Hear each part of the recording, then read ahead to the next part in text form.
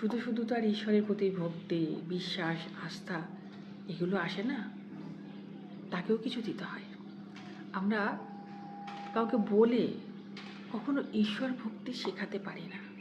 আমরা কাউকে বাধ্য করতে পারি না যে তুমি তাকে ভরসা করো, বিশ্বাস করো।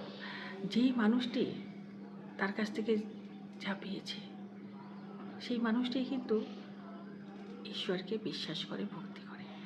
এমনও কিছু মানুষ আছে সারা জীবন দুঃখে কষ্টে আছে, যন্ত্রণায় জর্জরিত, তাকে তুমি বলতে যাও ভক্তির কথা, বিশ্বাসের কথা, সে কিন্তু ভীষণ রেগে যাবে। কেন? কারণ সে যা যা চেয়েছে পায়নি তার কাছ থেকে কিছুই। আসলে ঈশ্বর ভক্তির মধ্যেও কিন্তু একটা দেনা পাওনার ব্যাপার আছে। সে যদি পারে আমাদের সন্তুষ্টে রাখতে, সে যদি আমাদের ভালো রাখে, তবেই কিন্তু আমরা তার শরণাগত হই।